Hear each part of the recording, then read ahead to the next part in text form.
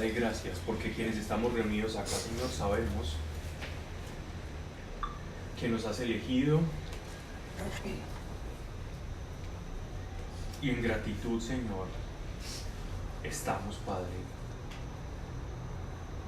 con el anhelo de devolverte el amor con el que nos has llamado y con el que nos has amado, Señor, desde el principio, y nos has plantado en tu reino de luz, Señor, al cual ahora pertenecemos, y quizás nuestra carne no puede visualizar, Señor, pero por la fe y por el testimonio del Espíritu en nosotros podemos sentirlo y experimentarlo, y que cada día se acerca ese día en el que nos vamos a poder encontrar y te vamos a poder ver tal cual tú nos has visto, conocer tal cual tú nos has conocido, Señor.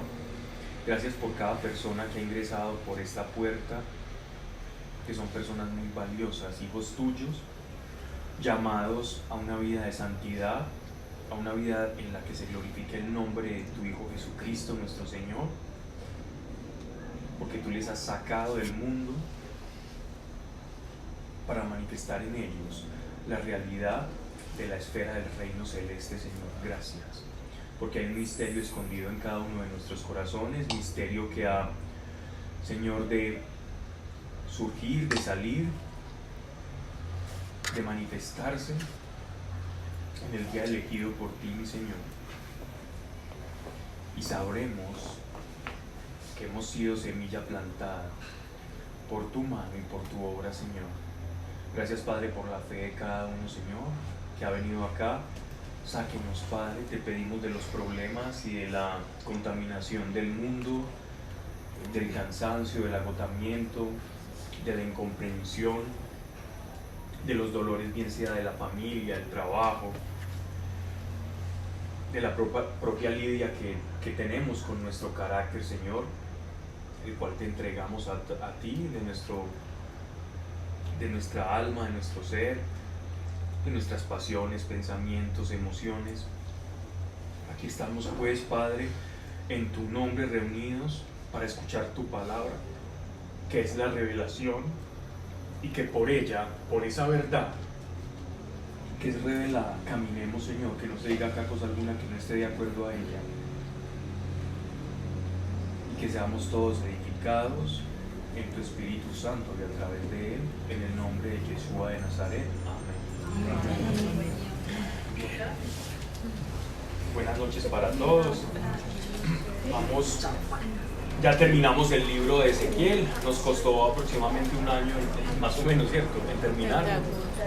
Yo creo que por ahí pasamos poco más del año, ya salimos del libro de Ezequiel. Ahí están, creo que casi todos los audios, pues, grabados no sé si están montados en YouTube, creo. Sí, todos. Y ahí están con toda la secuencia. Ya perdonarán los chistes malos para quienes los escuchen después, pero es con mucho cariño. Normalmente vamos intercalando entre un libro del Antiguo Testamento y otro del Nuevo, Antiguo y Nuevo. Lo que pasa es que al ser tan extenso el libro de Ezequiel, pues por eso nos demoramos tanto, y a veces hacemos intervalos y vamos leyendo el libro de Proverbios, porque como libro sapiencial también es muy extenso y se puede cortar mucha tela con él, y también lo vamos estudiando, lo vamos escudriñando de a poco. Hoy nos compete, yo creo que un tema que vale mucho la pena, y es la segunda carta del apóstol Pablo a los tesalonicenses, ¿cierto? Esta carta consta de 3 capítulos y es relativamente corta, pero tiene un punto muy especial que el apóstol Pablo está tocando, y es como una especie de nota aclaratoria de la primera carta de los tesalonicenses, porque habían quedado algunos vacíos, unas ambigüedades dentro de la iglesia de Tesalónica, ¿cierto? La primera carta a Tesalónica, el apóstol Pablo seguramente la escribe estando en Corintios, y esta carta la escribe producto de unas preguntas que se suscitaron en los de la iglesia de Tesalónica. Tesalónica es una región costera, era un puerto costero macedonio, o sea, griego. Estamos hablando, la fundación fue 315, 316 años antes de Cristo. Y Tesalónica, Salónica era la hija de Filipo II, el padre de Alejandro Magno. Salónica era la hermanastra de Alejandro Magno, Alejandro el Grande, el conquistador, del cual hemos hablado acá mucho. Y cuando él conquista esa tierra, entonces él pone la victoria de Salónica, y su hija tiene ese nombre. Salónica es la victoria en esa tierra, ¿cierto?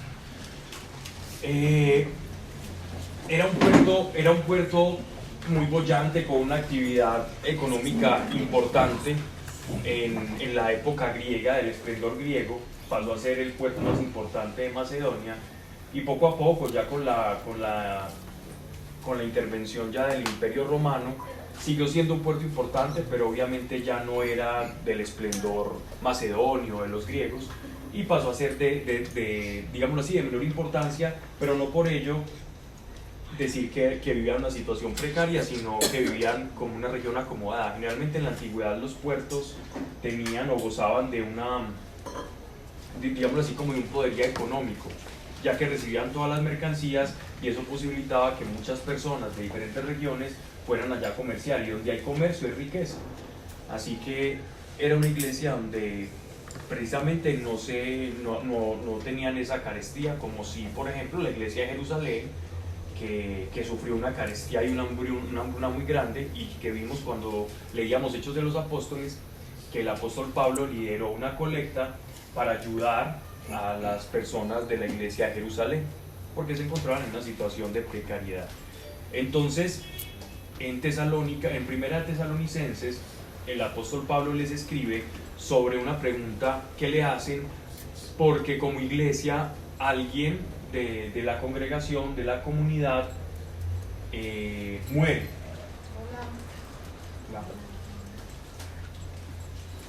Y esa persona que Dios llama a la vida les genera a ellos como una especie de traumatismo, ¿cierto? ¿En qué consistía el traumatismo? Que comenzó a suscitar en ellos la pregunta: ¿qué pasa con esta persona que murió? ¿A dónde se va? Porque nuestro Señor no ha vuelto.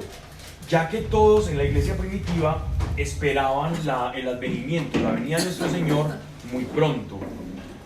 Entonces todos esperaban la venida pronto. Muere alguien, ¿y a quién le van a preguntar? Al apóstol. Venga, ¿y qué pasó con él? ¿A dónde se fue? Si él no alcanzó a ver a la parucía de nuestro Señor. Porque todos estaban expectantes en que nuestro Señor iba a venir muy pronto, que a todos les iba a tocar. Era como la expectación natural en la iglesia primitiva. Y dadas esas circunstancias, entonces el apóstol Pablo, para poderles orientar, guiado por el Espíritu, les explica que lo que va a ser sobre la resurrección de los muertos, y también sobre la esperanza del creyente. Y cambia una palabra, que es la palabra Thanatos, que viene del dios de la muerte, ¿cierto? Y la cambia por el dormir, que es hipnos, ¿cierto? De ahí viene la palabra hipnosis, y que es el dios del sueño, ¿no? Y este cambio de la palabra se comienza a utilizar en la iglesia a partir de la predicación, de la homilía del apóstol Pablo, porque el creyente no muere. O sea, hablar de muerte en la iglesia es negar la resurrección de Cristo, porque si nosotros en Cristo tenemos vida eterna, entonces ¿por qué ustedes están diciendo en la carta que alguien murió? Estarían negando el principio por el cual creen. Él no muere, sino que él duerme. Gracias a esa explicación que el apóstol Pablo da en primera Tesalonicenses sobre el morir y el dormir, algunas denominaciones o iglesias hablan sobre que las personas, cuando Dios las llama, es decir, cuando duermen según la escritura de Pablo, según la doctrina de Pablo, entonces es como si quedaran en una especie de estado como de hipnosis, de sueño, ¿no? ¿Cierto? Pero Pablo estaba utilizando la palabra hipnos para no utilizar la palabra muerte. Entonces dice, será como un sueño para los vivos, pero no significa que ellos estén como en un estado de zombificación o de hibernación espiritual. Dime. A ver, por acá en Macabeos explican como, estaban hablando de que había que rezar como por los muertos, si no estoy mal. Como que había una práctica que hablaba como que hicieron un altar y que elevaban esas oraciones. Segunda de Macabeos, primera de Macabeos. Perdón, segunda de Macabeos. Entonces, según yo entiendo, era como que eso era porque o sea, la Biblia es como una revelación progresiva, pero no hay que hacer eso. No, mira, en ese momento estamos en otro tema, aunque eso puede interferir un poco, pero estamos sobre el tema de Tesalonicenses, que es ¿qué le pasa al espíritu? ¿Cierto? ¿El espíritu queda en un estado de hibernación espiritual o el espíritu verdaderamente tiene una comunión con Dios? No es la torta.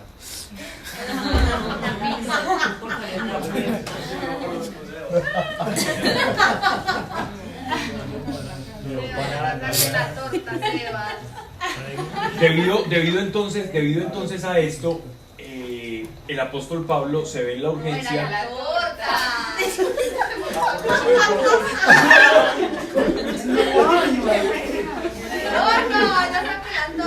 No, ahorita toda la parte. Debido a esto, el apóstol Pablo se ve en la urgencia de escribirle sobre la muerte, sobre la vida y la muerte, porque es supremamente importante en la concepción de la identidad que nosotros tenemos, saber qué nos va a pasar cuando dejemos este mundo. Si yo no tengo claridad en eso, entonces yo no puedo decir que tengo fe, porque la fe de nosotros se basa en la resurrección de Cristo y en que nosotros vamos a resucitar con Él. La fe de nosotros no se basa en que hablamos con Dios y oramos y Él nos responde, como muchas veces estamos acostumbrados. Tengo fe es porque creo en Dios. No, tengo fe porque creo que voy a resucitar así como Él resucitó. Tengo fe porque creo en la vida eterna, la vida que Él me dio. Yo no puedo tener una fe en Dios y no en la resurrección. El evangelio es o completo o no es. Pablo, pero la resurrección, ¿como en el final de los tiempos o cuando te mueres? Pues, la resurrección, estoy hablando para el final de los tiempos, es decir, la resurrección para el final de los tiempos, ¿ya? Entonces muchos... mientras nos morimos, pues mientras uno se muere... Hay vida en el espíritu. Lo que pasa es que la resurrección significa con nuevo dormidos. Cuerpo. Significa con nuevo cuerpo. Pero eso lo van a tener todas las personas que se han muerto después de Jesús. Sí, sea para destrucción o sea para bendición. Todos resucitarán, incluso los impíos. Pero para ir al cielo. Pues, unos para muerte y otros para vida. Eso no lo digo yo, eso lo dicen las escrituras. El sitio entonces a lo que se refiere Pablo ahí es de lo que habla la escritura anteriormente del seno de Abraham en el paraíso, o que nosotros pues quedamos ahí mientras llega la segunda venida de Cristo. No, aquí el apóstol Pablo, lo que estoy hablando acá es, el apóstol Pablo simplemente es una sustitución gramatical. Está cambiando la palabra tánatos por la palabra himnos, es decir, no, la cambia muerte por sueño. Eso es todo lo que estoy diciendo acá. Aquí no estoy hablando ni de purgatorio, ni estoy hablando de qué va a pasar con nosotros, simplemente estoy hablando de lo importante que para el apóstol Pablo es que los de la iglesia de Tesalonicenses y nosotros, en extensión de ellos, comprendamos que la palabra muerte para el creyente entró en desuso. Muerte para el apóstol es el pecado, es alejamiento de Dios. Vida para el apóstol es vida eterna. O sea que esa es la revelación. Así que si alguien cercano a ti, Dios lo ha llamado, no digas que murió, porque no está muerto. Más bien cambia la palabra, durmió, Dios lo llamó, o cambia la palabra, ¿cierto? Entre en la iglesia. Pero pues él ya resucitó, ¿cierto? ¿O no? ¿A qué te refieres? Pues como cuando Jesús se murió y estaba ahí en la cruz, que le dijo, hoy estarás conmigo en el paraíso. Pero esa no es la resucitación. Esa no es la resurrección. Está ahí en stand-by. No, el espíritu sí está, digamos, en alguna parte, pero no es de esa resurrección que está hablando es de cuando toda la humanidad se acabe, ¿cierto, Pablo? Ustedes no se acuerdan, sí, no se acuerdan de un... Cuando dimos un... No nos tocan esperar tú eso. No, acuérdate que ahí no hay tiempo. Pero esa ¿Alguna vez clase han la visto el vimos Chavo con del Cami. 8? me siento así. Pero yo pensé que nos moríamos y resucitábamos. Y ya de ahí había después del juicio final. Ya. Ok. Ya que me acaba de decir. Pablo, es que sí, hay muchas corrientes por las cuales. Sí. Bien, estamos simplemente en Tesalonicenses, por favor. No nos vamos a volar por allá. El apóstol Pablo está diciendo lo siguiente: la palabra muerte no existe. Pero Existe ya, o sea, eso es ya. dormir, ya. Ya. No solo- Ahorita todas las inquietudes vamos desarrollándolas, porque si no podemos avanzar. Muerte no existe. Muerte pecado, más no muerte de muerte. Correcto. Y algunas denominaciones han intentado utilizar ese cambio que está utilizando el apóstol Pablo, ese cambio de terminología, porque va en contravía de la fe, la han utilizado como si fuera la revelación de cuando el hombre pierde la vida, entonces el hombre creyente entra en un estado de hibernación espiritual, ¿cierto? Interpretan himnos como que están en stand-by y están ahí y como una especie de laguna y como una especie de limbo, algo extraño, ¿correcto? Pero tú utilizaste un pasaje de la escritura donde nuestro Señor le dice al hombre que fue crucificado al lado de él por traición a la patria. Nosotros normalmente le decimos el ladrón, pero él no era un ladrón. A los ladrones no se les crucificaba.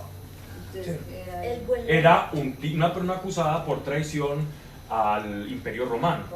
Eso era la crucifixión. Por eso crucificaban a las personas. No las crucificaban. A un ladrón lo encarcelaban o le cortaban una mano, pero no lo crucificaban. La crucifixión era el último y más vil de los castigos, que incluso esa pena capital no se le aplicaba a los ciudadanos romanos, sino solo a los extranjeros, porque un ciudadano romano era muy digno como para ser crucificado. Entonces, digámoslo así, era una persona acusada por eso, no necesariamente un ladrón, como le solemos decir. Entonces Pablo en Tesalonicenses comienza a desarrollar todo lo que es esa escatología de la resurrección y cómo ha de ser. Entonces él dice: y aquellos que se fueron primero han de resucitar primero. En el tiempo, digámoslo así, que se van yendo, van resucitando, hasta que los que estén vivos no probarán la muerte física, sino que tendrán un proceso, ¿no? No todos van a morir. en el ¿Entiendes? fin de los tiempos. Sí, si tú alcanzas a ver a Jesús, vas a sufrir una transformación, pero no tu muere, cuerpo no va a probar la muerte, ¿cierto? Eso es lo que el apóstol Pablo les explica, y utiliza unos pasajes muy bonitos que dice que él vendrá con voz de arcángeles y con trompetas en ese día final. Entonces posiblemente habían quedado algunos vacíos sobre la interpretación del apóstol Pablo, y algunas lumbreras se habían encargado de escribir epístolas, cartas y cosas fundamentadas en algo que el apóstol Pablo no había dicho, como con cierto tinte de autoridad apostólica. Y estas personas se habían encargado de tergiversar lo que el apóstol Pablo había dicho, como si Jesús ya fuera a llegar y que ellos ya tenían la fecha de cuándo iba a llegar. Entonces el apóstol Pablo, cuando se entera de esa situación, escribe estando en Corintio a los de Tesalónica para aclararles sobre esa situación y que no haya confusión en ellos, porque una sana escatología, una sana interpretación de los tiempos es necesaria para la iglesia, para no caer en dramatismos, en locuras, en psicosis colectiva, en fechas y en paradojas que lo único que hacen es alejarte de la fe, ¿cierto? Entonces, segunda Tesalonicenses nos va a situar en la sensación, el sentimiento y el posicionamiento de nosotros como iglesia respecto a la segunda venida de nuestro Señor al final de los tiempos y a cierto evento que va a acaecer en la humanidad, para que no estemos con la mente volada o en una especie, digámoslo así, como de psicosis colectiva, de será mañana, será pasado mañana, que muchas personas dentro de la iglesia han caído, ¿cierto? Entonces, ahora sí.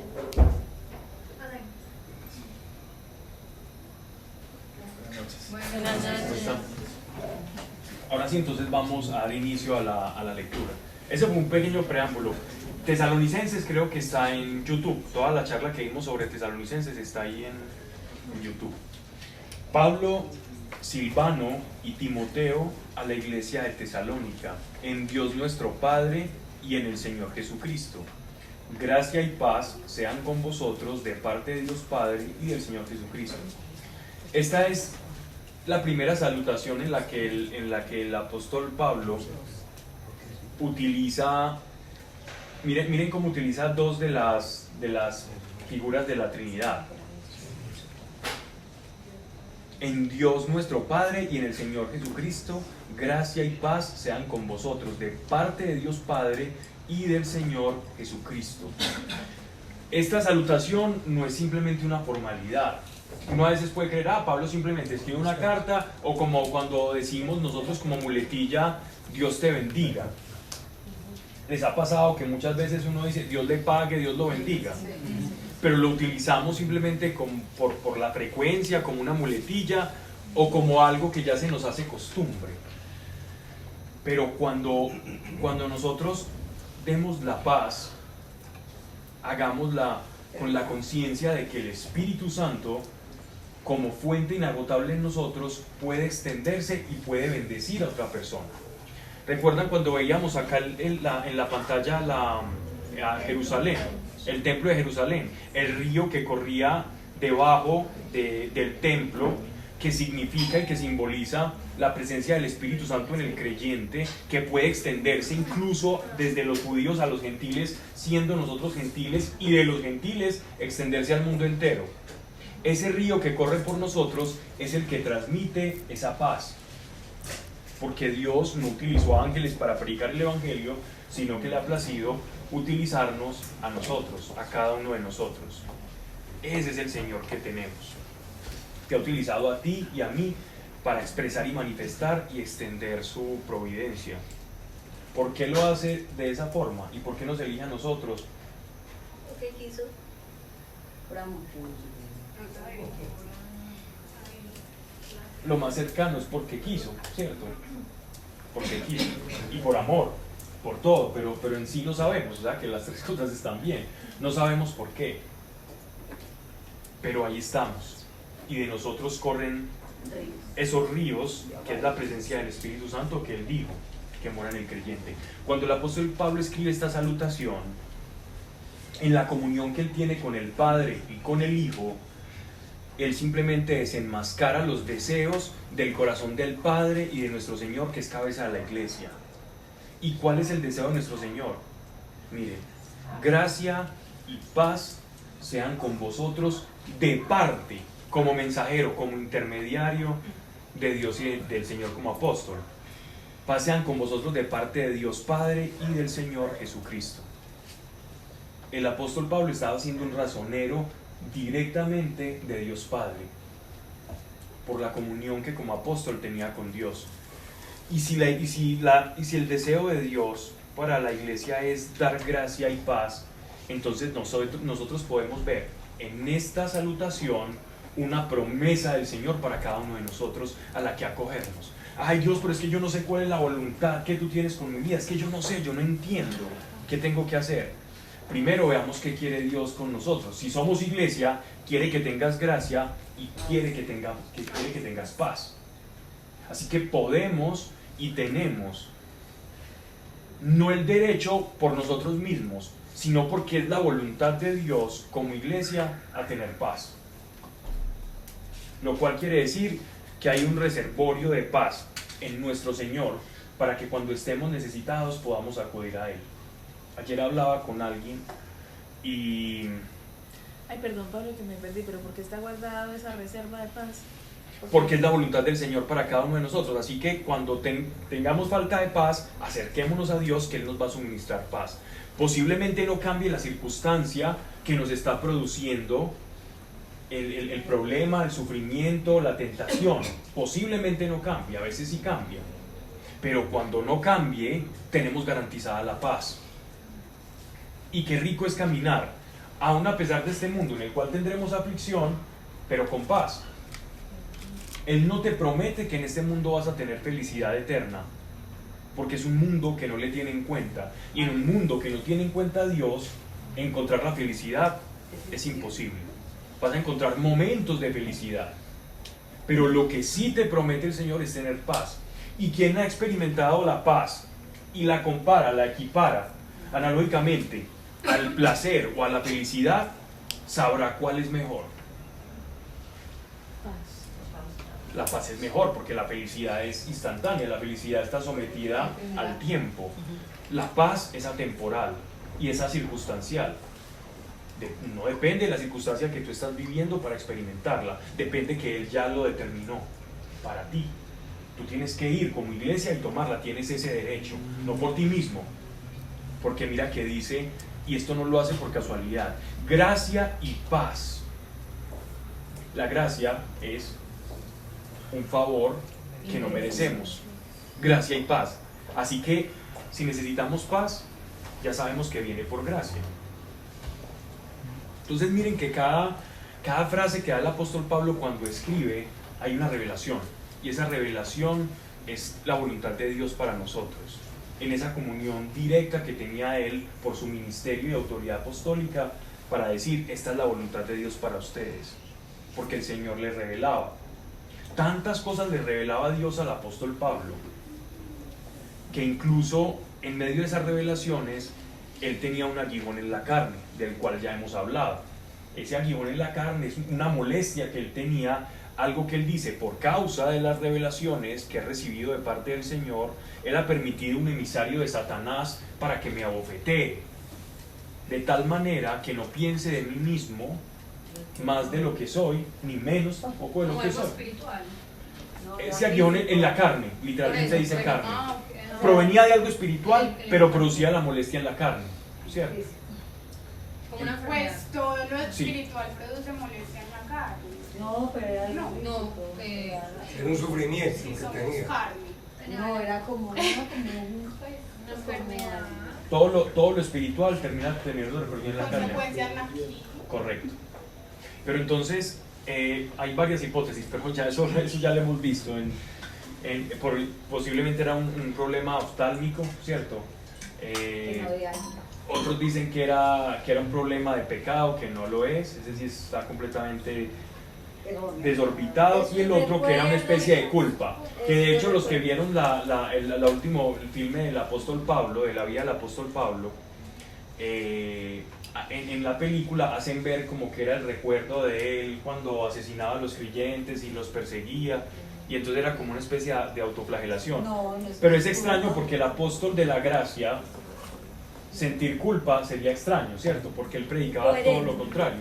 Entonces hay que medir un poco, aunque él no nos expresa claramente qué era ese aguijón, sabemos que Dios lo permitía y que eso hacía que él por causa de esas revelaciones no se desbordara.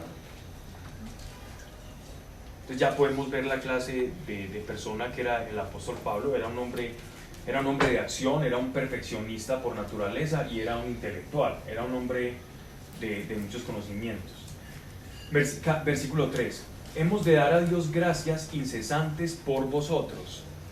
Ya de antemano nos están hablando que, a diferencia por ejemplo de los Gálatas, la iglesia de Tesalónica gozaba de un buen reconocimiento, de una buena praxis cristiana. Era una iglesia santa, era una iglesia donde la doctrina apostólica y el evangelio se había conservado en su esencia, donde el bautismo, donde la práctica, la coinonía, el amor entre ellos era reconocido en toda la región.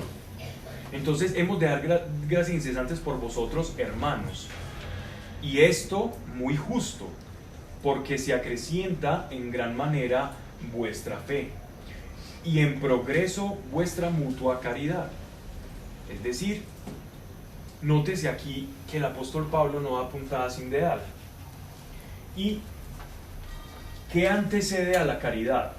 Aquí hay dos virtudes. teologales. El amor. La fe, la fe. Que antecede a la caridad. Aquí en lo que acabo de leer, versículo, ajá. Y después de la fe que viene, la caritas, el amor. La caridad es igual que amor, ¿cierto? Es lo mismo, es la expresión del amor. Entonces, nótese que la fe y las obras, para que produzcamos las obras que agradan a Dios, por las cuales el apóstol Pablo da gracias al Señor, esas obras provienen ¿de dónde? De la fe. Entonces son obras que provienen de la fe. Él no le está diciendo, ay, ustedes son muy buenos pero no tienen fe. No, él está diciendo, gracias a su fe, ustedes producen obras.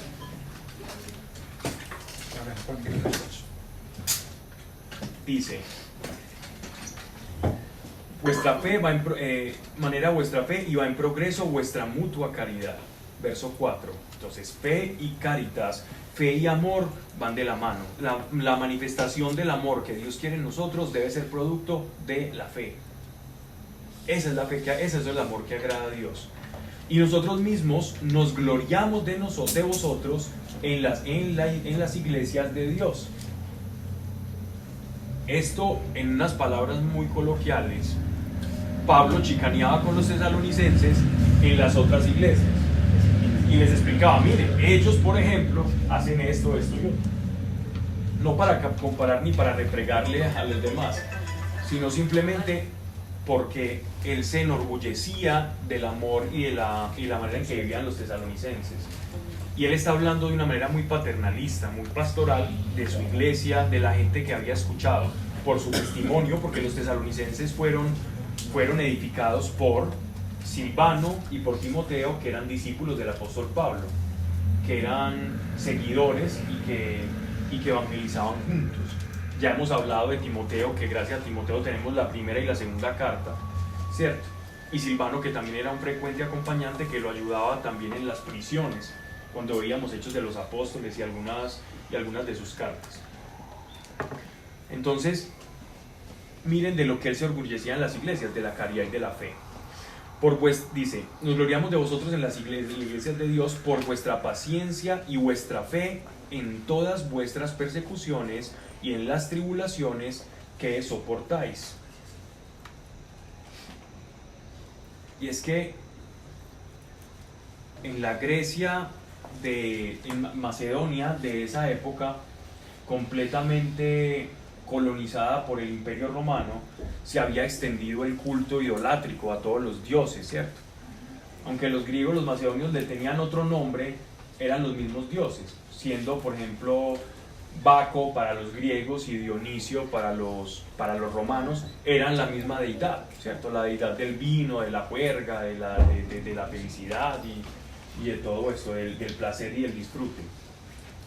Y se erigían altares a todos estos dioses y ellos hacían sus sacrificios y sus fiestas y todo esto. Y cuando este grupo de comunidades cristianas empezó a practicar la cena del Señor, la oración, el predicar a un Dios que había muerto por nosotros, eso se volvió completamente en contra de ellos y los apartaban de la sociedad. Todo. Mucha gente perdió sus trabajos, mucha gente fue acusada de idolatría, mucha gente sufría porque iba a perder esa ciudadanía romana. Por ejemplo, recuerden que los corintios tenían una doble nacionalidad, por decirlo de alguna manera, tenían su visa romana, por decirlo así, y entonces sufrían también por perder eso, perder todos esos privilegios de ciudadanos, y comenzaron a vivir en el ostracismo, a ocultarse, perder empleos y a ser perseguidos por el mismo pueblo. Entonces el apóstol Pablo está alabando que en medio de esas persecuciones es que se demuestra nuestra fe. Dice, vuestras persecuciones y en las tribulaciones que soportáis, ello es prueba del justo juicio de Dios, en el que seréis juzgados dignos del reino de Dios, por el cual padecéis. Pues es justo a los ojos de Dios retribuir con tribulación a los que los atribulan, y a vosotros atribulados con descanso, en compañía nuestra. Miren pues, aquí están hablando de la justicia de Dios, y la justicia de Dios es como completamente lo contrario a la justicia del hombre. En la justicia del hombre, los cristianos eran una secta de perdedores judaizados, y en la justicia de Dios van a ser los victoriosos herederos del reino de Dios. Entonces es la contraposición de los que sufren y los que lloran. Recordemos las bienaventuranzas: bienaventurados aquellos que lloran, porque recibirán consuelo. Y es esta consolación de la que está hablando el apóstol Pablo. Los que lloran no son los que sufren causas injustas y lloran porque los están oprimiendo. Aquel que por causa de la verdad llora y sufre, ese es el justo delante de Dios. El que sufre y llora por su fe, no el que sufre y llora por la opresión del mundo, porque opresión del mundo vamos a tener desde todos los sectores. Y todas las personas estén en posición de poder o en posición mendicante, en posición de escasez o en posición de privilegio, van a llorar por una o por otra cosa. Porque quien está en estados con ciertos privilegios, bien sea económicos, de poder, de posición, etcétera, etcétera, igual tiene un sufrimiento interior con el que tiene que lidiar y con el que todos tenemos que lidiar, y más si estamos alejados de Dios. Entonces ese llanto del sufrimiento humano no es el que será consolado, sino el llanto de aquel que tiene fe, que ese es el justo. Por eso dice: pues es justo a los ojos de Dios retribuir con tribulación a los que os atribulan, y a vosotros atribulados con descanso en compañía nuestra. En compañía nuestra, ya el apóstol está diciendo es que nosotros somos parte de una comunidad, y nosotros también como apóstoles estamos siendo atribulados. En la manifestación, o sea, seremos consolados en la manifestación del Señor Jesús desde el cielo con sus milicias angélicas. Se está refiriendo, ya está empezando a entrar en tema sobre la parusía, sobre la segunda venida de nuestro Señor. Y todos vamos a ver o vamos a tener una experiencia de Dios en el que vamos a saber que es el Señor el que está viniendo. ¿Cómo va a ocurrir?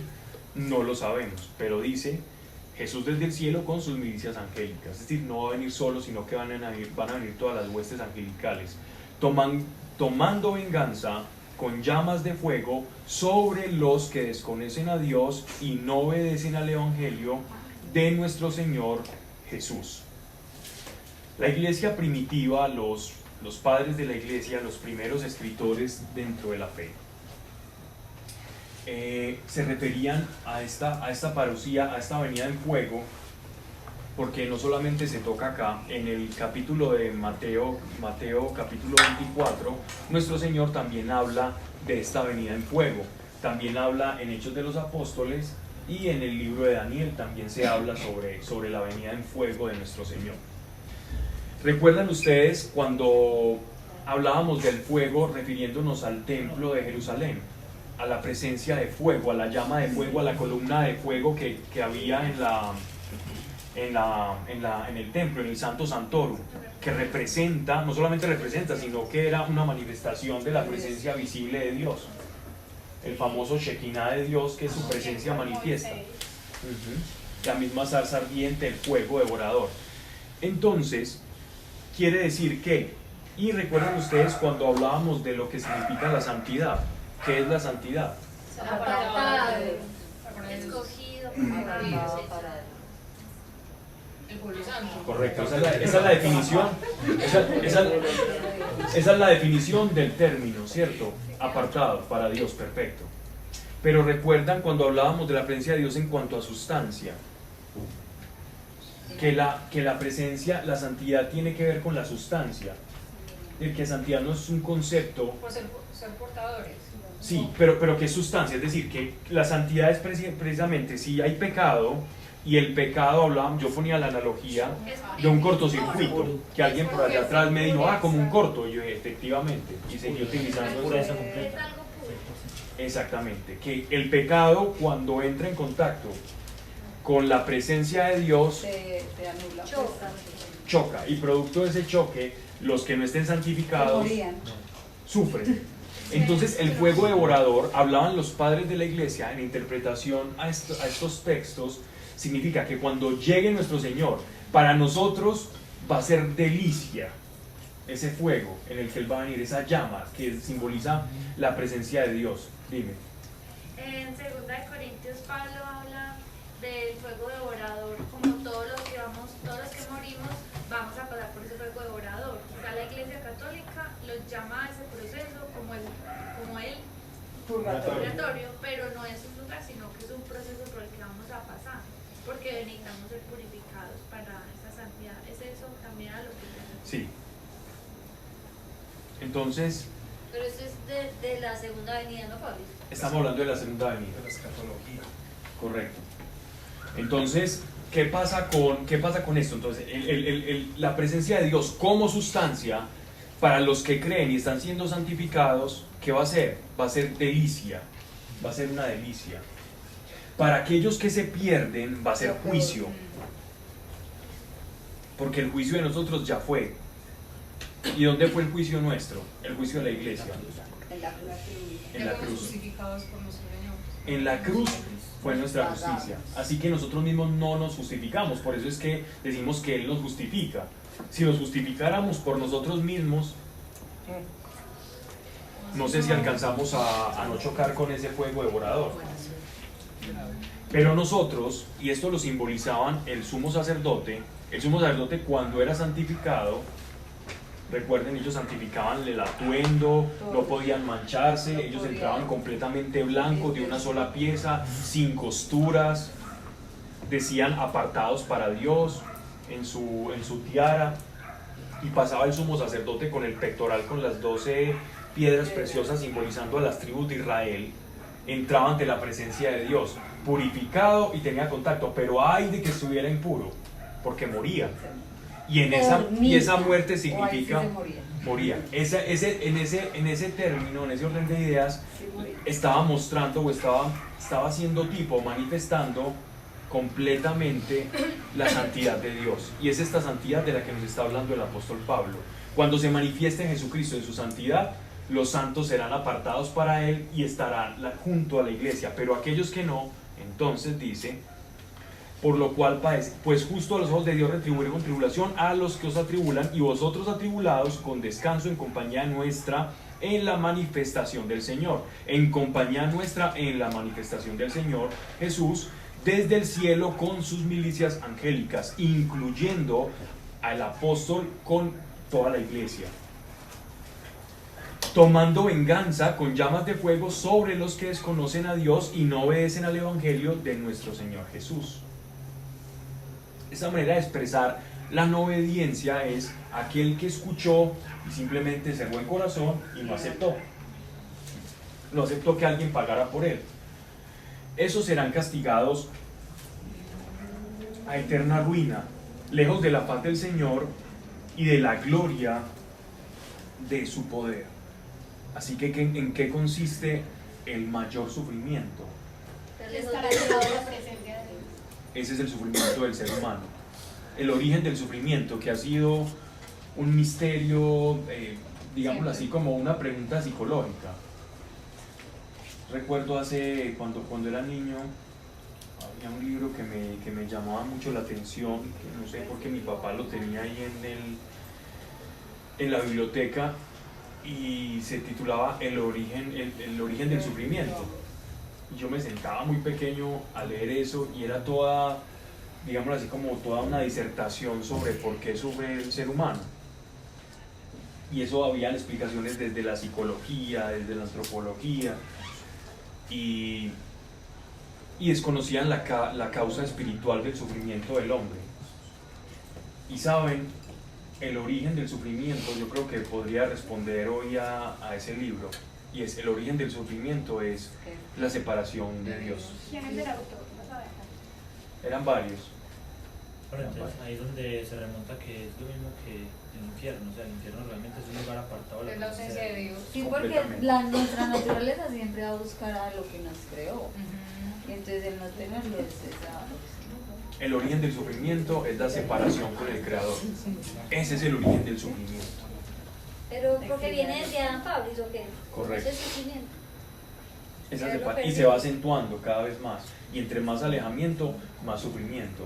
Ni siquiera la tecnología, ni siquiera vivir mejor, ni siquiera no tener o no vivir en la precariedad de la Edad Media, donde, digámoslo así, como que el modo supervivencia era lo que eclipsaba la vida de las personas. La vida de las personas era simplemente sobrevivir.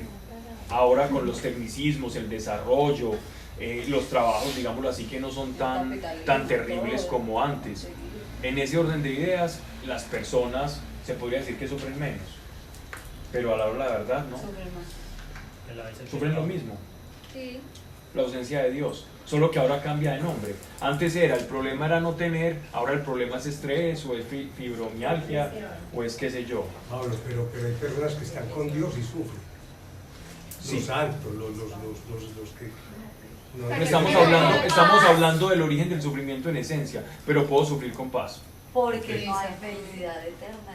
Pero puedo sufrir con paz, que la acotación que haces es importante para diferenciar que aún nosotros en este mundo tendremos aflicción, porque no nos hemos encontrado plenamente con Él, sino que tenemos una promesa y tenemos las arras de esa promesa, tenemos las arras nupciales con el Señor de las bodas del Cordero, y esas arras nupciales están representadas en el Espíritu Santo habitando en nosotros. El Espíritu Santo en nosotros es la promesa de que un día nosotros vamos a ser completamente restaurados. Y el Espíritu da paz, el gozo. El gozo es la felicidad del Espíritu. El placer es la felicidad de la carne. Sabes que a veces uno puede usar distintamente el término gozo y felicidad, solo que para efectos espirituales utilizamos gozo y para efectos de la carne utilizamos placer. Solo para hacernos entender, pero igual la diferenciación etimológica no tiene, es lo mismo, ¿no? Son sinónimos. Entonces dice, esos serán castigados a eterna ruina, lejos de la paz del Señor y de la gloria de su poder. La separación, el origen del sufrimiento en esencia, ¿no? Del sufrimiento del ser, no el sufrimiento de las vicisitudes y de las cargas humanas de este mundo, sino el sufrimiento de la ausencia de Dios, del cual no gozaban, pues no participaban las personas de la iglesia, porque aún en sus aflicciones ellos escriben. Por ejemplo, cuando uno lee los poemas de La noche oscura del alma, por ejemplo, de Juan de la Cruz, que es un poema muy bonito donde él se sentía en persecución y estaba recluido en un monasterio, y él escribía La noche oscura del alma, o también se le conoce como La noche de los sentidos, donde él explica como todas sus sensaciones de una manera poética en ese español antiguo sobre el alejamiento de Dios en el que se sentía él en ese momento. Dice, versículo 10, cuando venga en aquel día para ser glorificado en sus santos y admirado en todos los que creyeron. Para poder admirar algo hay que estar cerca de Él, con lo cual es como si cuando nosotros recibimos a Cristo, Él nos invita a participar en su gloria, ¿cierto? Él nos invita a participar en su gloria. Y en esa gloria y en ese esplendor vamos a reconocer y alabar lo que es el Señor, ante esa magnificencia de esa visión de ver al Señor y ser partícipes de todo lo que es la gloria y la nueva Jerusalén, lo que es el reino del Señor. Y vosotros habéis creído a mi testimonio. Para eso sin cesar rogamos por vosotros. Estas eran las oraciones del apóstol. Y el apóstol, que conocía la voluntad del Padre, pedía conforme a la voluntad de Dios lo que quiere Dios para su iglesia. Y lo que quiere Dios para su iglesia, ya sabemos: 1, gracia y paz.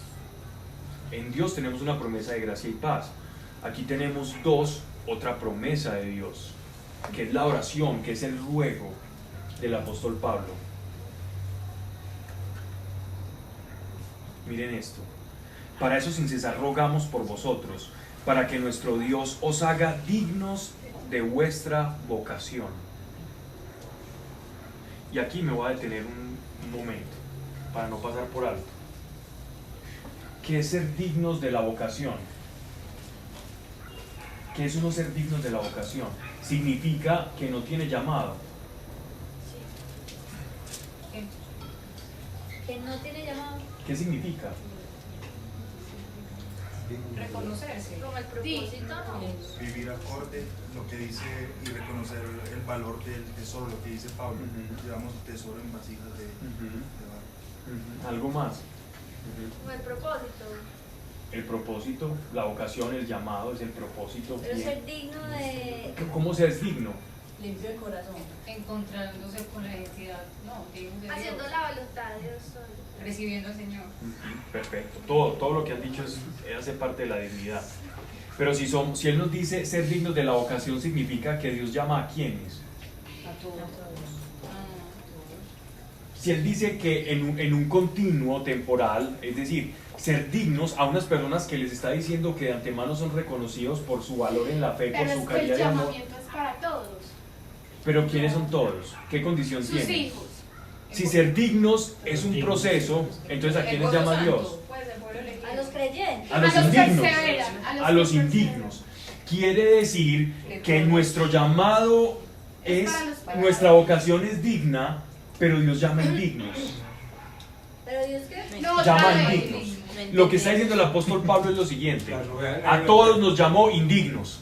El llamado es la Nosotros no ninguno somos es dignos digno. del llamado, no. Ajá, eso. Ninguno es digno. Es decir, ninguno tiene la ropa del sumo sacerdote y puede entrar ante la presencia de Dios sin electrocutarse, por decirlo en esos términos. Oveja negra. Correcto. ¿Qué pasa? Entonces, al ser nosotros indignos, Él está diciendo, ruego, la oración del apóstol es que nosotros, ahí sí a la que tú dijiste, Pecadores todos. que nosotros manifestemos en nuestra vida diaria Que el sí. llamado que pesa sobre nuestras cabezas. mostrar siempre. Dejar el pecado. Es expresar el llamado que tenemos. O sea, que se Entonces, refleje en llamado nuestra vida, especial, en o nuestro es un comportamiento. y voy a arrojar un ejemplo práctico sobre lo que yo estoy diciendo, ¿cierto? Y me ha pasado a mí y ya me lo han escuchado varias veces, pero como Cosica es siempre el que hablo acá, entonces me toca repetir muchas veces. Pero miren, en muchas ocasiones he tenido que ir a dar charlas, conferencias, a orar por personas, en momentos en los que no la estoy pasando Bien. muy bien, momentos de dificultades, De aflicción. momentos en los que estoy asfixiado por muchas cosas, y hay una persona que necesita del Espíritu. ¿Qué pasa? Con toda honestidad, no quiero ir. Con toda honestidad les digo, no quiero ir. Ay, tan lindo como le sirve a la gente. No quiero ir. Mi carne no quiere ir. Pero tenemos una vocación y somos indignos. Por la vocación he ido, me tocó dar unas charlas y hacer un viaje cuando tenía que resolver muchos asuntos de la vida y no la estaba pasando tan bien con Dios. De hecho tenía como, no digamos un alejamiento, pero sí estaba... Una pelea. Estaba... Peleado. No estaba tan cerca como quizás lo había estado en muchas ocasiones, y es en el momento en el que me toca hacer un viaje de una semana de un ciclo de charlas de no detenerse, y fue un destello, un estallido de milagros que me tocó ver en ese viaje. Milagros de personas sanarse físicamente. Te estaba jalando las orejas. Y yo pensaba, ¿de qué depende? ¿Depende de mi dignidad o de mi llamado? ¿Depende de mi vocación o de quién soy yo? ¿O de cómo actúe yo? Entonces nuestra vocación es irrevocable. La vocación que tú tienes, el llamado que Dios ha puesto para ti, es irrevocable. Es O sea obligación. que ya no. Y conforme a ese llamado, y esto por favor, quiero que lo tengan muy en mente, porque es algo que he aprendido en la experiencia. Esto no lo he leído ni me lo enseñaron, esto lo aprendí caminando en el Espíritu. Lo que haga Dios con tu vida es en atención a la vocación que Él tiene contigo, no a tu comportamiento. Porque Dios llama indignos a vocaciones dignas. Lo que pide el apóstol Pablo es, y ruega a Dios, lo que pide el apóstol Pablo y ruega a Dios es que nuestra carne se acople a la vocación perfecta que Dios tiene con nosotros. La oración y el ruego de Pablo con los tesalonicenses y en extensión con cada uno de nosotros como su iglesia es, ojo, sean dignos de su vocación, pero también, ojo, que Dios llama indignos. Por eso dice, de lo vil y menospreciado ha elegido para avergonzar a lo que es sabio y entendido. Él no eligió de lo digno, sino de lo indigno. No necesita angelitos, sino para diablitos. mostrar su Pero gloria. diablitos no. No necesariamente porque Él conoce los corazones. Y con Y que pues, todos los corazones están pero llevados. tiene que haber un proceso de aceptación. Él dice simplemente, el corazón del hombre es perverso y engañoso. Sí, es verdad. Pero Pero de todas maneras, cuando usted entra en la presencia del Espíritu, por eso ya es diferente. Eso ya es acoplarse al llamamiento y a la vocación. Pero eso hace parte de lo que se llama la santificación. No siempre, obviamente. Y la idea es que Él va acoplando nuestra vida, nuestro ser, a la vocación y al llamado. Así que no nos sintamos mal, sino que mejor reconocer la vocación. Y entre más reconozcamos la vocación, créanme, que la dignidad te va a hacer, se te va a volver no una carga el ser digno a la vocación, sino que se te va a volver una necesidad, pero no como carga, sino como inercia. Una carga y una inercia es muy diferente. Por inercia, cuando tú vas en un automóvil, por inercia, si el automóvil frena, ¿qué pasa contigo? Tú te vas en el sentido, ¿cierto?, del frenado, te vas en el sentido que llevarías normalmente cuando el auto se detiene. Eso le llama la fuerza de la inercia. Física, hola física, el librito aquel. Física 1. Física 1. No, eso ni siquiera, eso era en ciencias, eso no lo veía en ciencias naturales, quinto de primaria. Pablo, pero a mí me quedó una duda. Aunque, La inercia, ¿no? Pues, por ejemplo, con lo que dijiste de lo que te pasó a ti en ese viaje, aunque uno acepte la vocación, pero la carne no la quiera, Dios te va a usar. Sí, así vos no la quieras. Precisamente presta uno. Porque Dios te usa a través de tu vocación. Que para muestra un botón. pero es que el Espíritu Santo Pablo le lo usó. Pero si la persona no se presta, no. Si la persona no se presta, no está aceptando la vocación. Pero siempre va a ir en contraviento. Pero su llamado es ese, y siempre va a sentir una insatisfacción en su vida, y no va a saber por qué. Y la razón es porque no está haciendo lo que Dios lo diseñó para hacer. Miren, esto es tan importante, y lo que estás diciendo es tan importante. No todos vamos a ser predicadores, no todos vamos a ser apóstoles, no todos vamos a ser evangelistas. Cada persona tiene un don, tiene unos talentos. El pez no puede estar fuera del agua, ¿cierto? Todos tenemos en la multiforme gracia de Dios, una función. Y créeme que la función que Dios tiene para ti es la que a ti te gusta. La vocación que Dios ha puesto en cada uno es conforme a la verdad de nuestro corazón, no a lo que nosotros muchas veces creemos que somos. Muchas veces nosotros creemos que somos buenos en algunas cosas y en verdad Dios sabe que somos buenos en otras. Y eso es, o te puedes creer malo en una y ahí tenerle miedo, pero le está, es correcto. Pero eso es espiritual, no nada material. En todo. Muchas veces los talentos y dones de la carne son en función del espíritu. No, yo digo que bueno, entonces vamos a lo de la inercia. Entonces cuando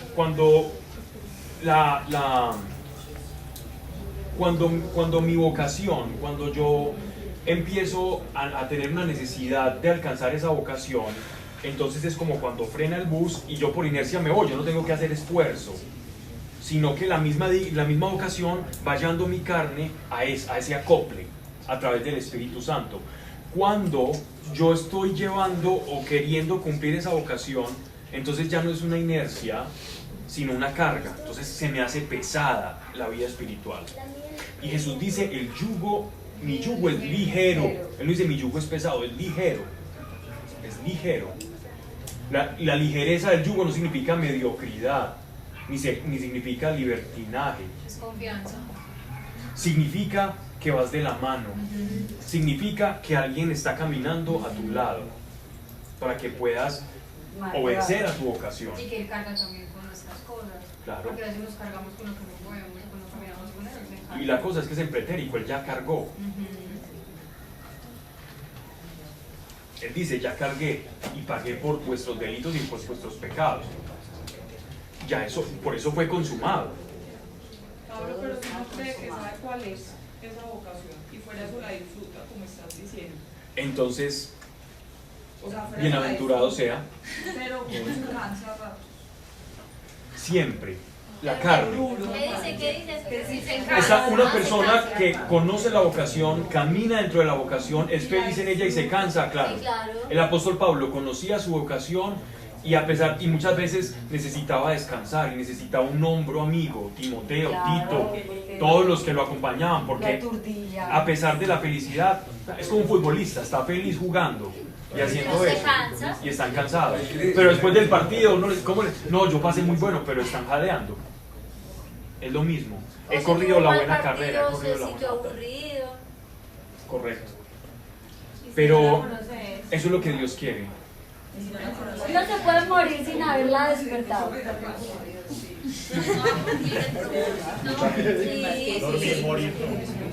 la mayoría para eso. Pero la gente que no conoce de Dios. La mayoría. La gente que no conoce de Dios. No, porque yo pienso que hay Mucha gente en fe no camina respecto a su vocación.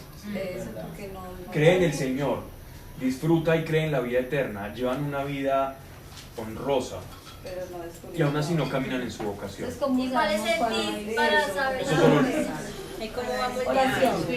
Seguimos con la carta y vamos. No, pero ¿Qué no te das cuál es como La oración y la intimidad. O alguien te la puede decir. un profeta. Sí, les voy a ayudar. El próximo retiro espiritual que vamos a hacer va a ser sobre...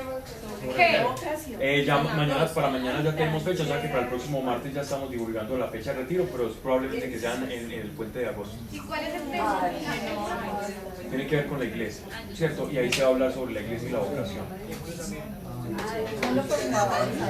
Sí, claro, va a estar grabado, obviamente. Bien. Pablo es como los canales de televisión. Si quieres saber más, espérate Hasta el próximo capítulo, espera. Como los libros de aquel. Sea como Netflix mío, o sea, que está la temporada completa. Desde el retiro aquí. Miren pues, entonces miren la oración del apóstol Pablo.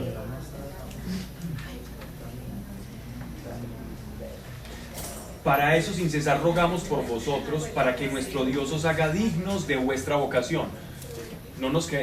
Eso solo fue una extensión de lo que el apóstol Pablo está hablando, porque a veces pasamos por alto palabras de revelación muy profundas en la Escritura porque no nos detenemos a meditar en la Escritura, y eso es muy importante cuando uno esté leyendo la palabra de Dios, meditar, porque hay perlas que uno, muchas cosas que uno le está preguntando a Dios ya están ahí, y queremos todo el tiempo que Dios nos repita cosas que ya ha dicho, para que nuestro Dios os haga dignos de vuestra vocación y con su poder convierta en realidad, ya respecto a lo que estábamos hablando, todo buen deseo de santidad y obra de fe. Entonces, todos los pedidos, pues. porque mire todo buen deseo de santidad, porque cuando nosotros estamos frente a nuestra vocación, precisamente lo que surge es, pero si yo tengo este llamado y yo me miro al espejo y digo, pero ¿cómo voy a responder si yo soy esto, y saco la lista terrible pues del autojuicio flagelante que todos tenemos? Inclusive a veces uno como que dice, como que yo sí iba a ser capaz, como que un miedo que a veces uno dice, no, yo no, ¿cómo voy a hacer? Correcto. Pero es como Moisés, el propósito que tenía, él pensaba que no podía, que no iba a ser capaz, pero Dios era el que lo respaldaba. Pero igual le pataleó pues al Señor. Y le hizo rebeldía y por eso no entró. Bueno, eso fue después. No entra afuera. ¿Qué significa esto? Con su poder convierte a realidad todo buen deseo de santidad. Sabe que en nosotros no se produce la santidad. La santidad, la santificación es obra del Espíritu, no es obra de la carne. Voy a ayunar para ser santo. No, vas a ser más delgado, pero no más santo. Voy a ayunar para conseguir algo de Dios. No, Dios no es un miserable que necesita de que yo aguante hambre para darme cosas. Pero el ayuno sí es para el carácter. Sí. Pero todo legal. Mira lo que voy a tener que hacer. Correcto. El propósito del ayuno es acallar la carne y sintonizar con el Espíritu. No es para ablandar la mano de Dios. ¿Cómo así? Que las personas están O sea, utilizando el usted puede ayuno. morir de hambre, pero eso no va a hacer que Dios actúe más rápido. Es que Dios no necesita de nuestras obras, Él es Dios, y nosotros. Y es que actuando así estamos más bien comprando una bendición. Que no se puede comprar porque no tiene precio en la carne. Y porque ya la tienes. Correcto. Es como para... El ayuno fortalece el carácter y la comunión con Dios porque acalla la carne, mengua la carne para que el Espíritu se manifieste. Ese es el propósito del ayuno. El ayuno no se utiliza para conseguir cosas. Porque conseguir cosas con el ayuno significa, yo pago con mi hambre la gracia de un Dios que tiene el puño de hierro así. O sea que ante eso que estoy pensando yo, que yo compro o soy el agente que posibilita la bendición. Pero hay momentos donde uno ayunando logra lo que le está pidiendo a Dios, entonces ahí... No, de pronto escuchó mejor la dirección de Dios. Sintoniza el Espíritu. Ajá, y escuchó mejor cómo debía ser. O se separa para él. Y ya o se separa para él. Es que físicamente eso disminuye los niveles de dopamina que uno tiene en el cuerpo, que eso es lo que lo mantiene a uno como todo feliz. No, la dopamina no se vuelve adicto a la dopamina, entonces uno siempre termina es como ansioso, cayendo en esas cosas y eso lo aleja a uno mucho del el ayuno no mueve el corazón de Dios, mueve el tuyo. Acalla tu carne para escuchar y abrirte al Espíritu. Lo que sí no mueve la fe. Correcto. Lleva mucho para escuchar a Dios. Y entonces, ¿cómo hacemos para eso?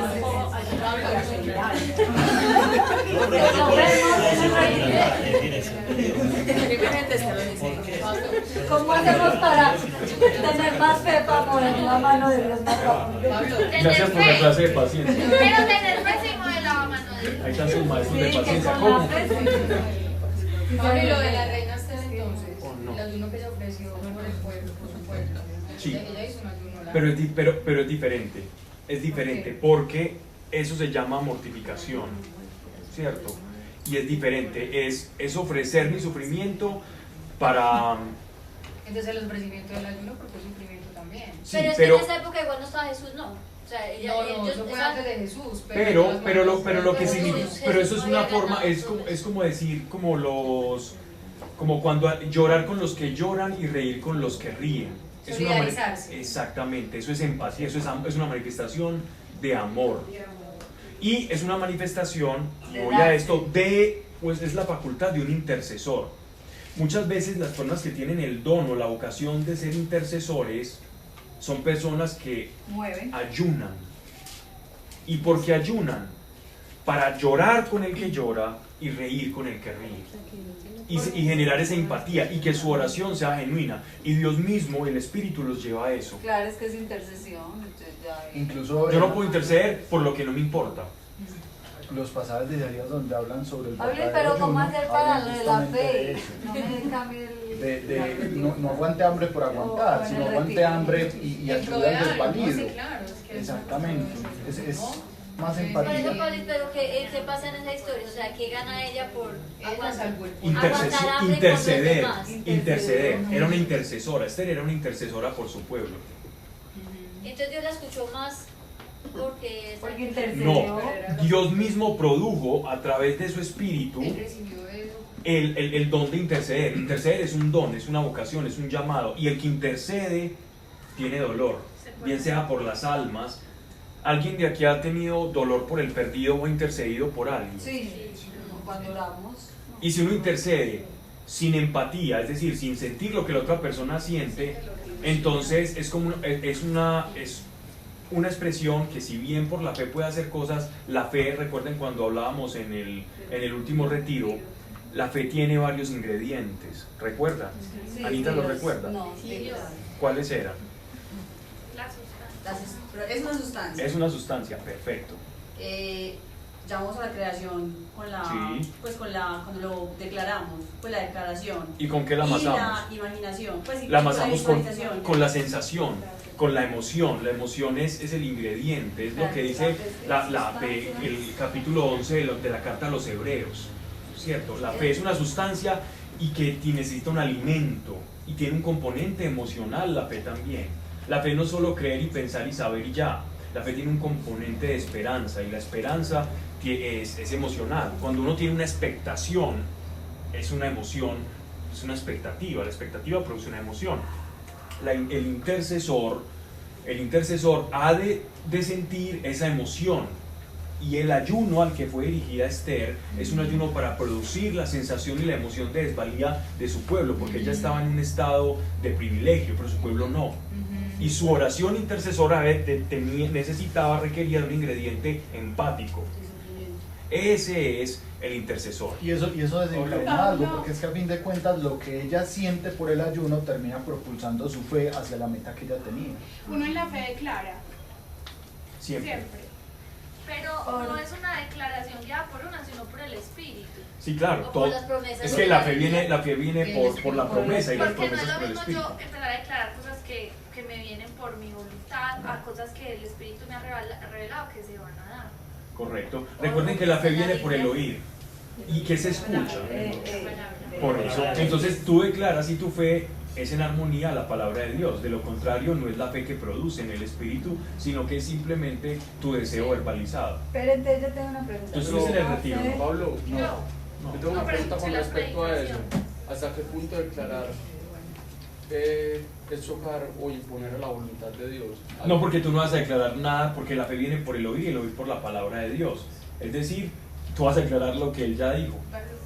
¿Qué hace el apóstol? Si tú tomas, por ejemplo, gran parte de las cartas, de las epístolas del apóstol Pablo, son declaraciones que ya había dicho Daniel, Ezequiel, Isaías. Entonces dice, y como estaba escrito, y como Dios ha dicho, y este es el deseo de Dios para vosotros. Y si uno retrocede al Antiguo Testamento, es lo mismo que él ya había dicho que está diciendo el apóstol Pablo. O sea que el apóstol Pablo está declarando lo que ya existía, correcto. Entonces la fe viene por el oír la palabra de Dios. Se declara el deseo de Dios para nosotros. Correcto. Por eso es que es importante, y les estoy haciendo la puntualización, si se han dado cuenta mientras estoy hablando, la puntualización de dónde están escondidas las promesas de Dios para nosotros, a través, uno, de la salutación del apóstol Pablo, dos, de la oración del apóstol Pablo para nosotros. Hay dos promesas escondidas, como encapsuladas en medio, y solo no hemos pasado ni siquiera del primer capítulo.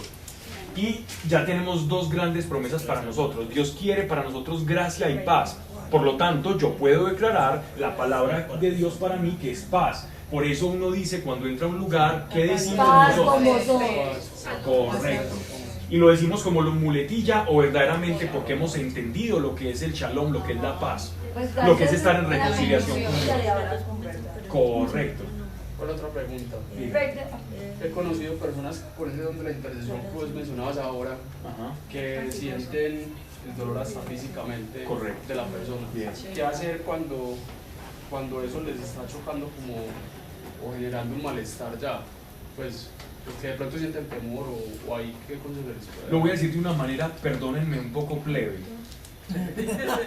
pero es como cuando, digámoslo así, que tomaste mucho, como generalmente hago aquí, y ¿qué va a pasar después? Necesito liberar. Perdóname lo escatológico ahí, pero lo escatológico no en función del final de los tiempos. Y ¿qué pasa? ¿Cómo se descarga? Orando, intercediendo. La única forma que el intercesor se va a descargar es intercediendo.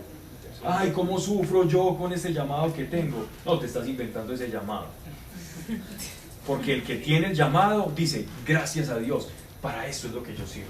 Estoy donde tengo que estar, como estabas diciendo tú ahorita.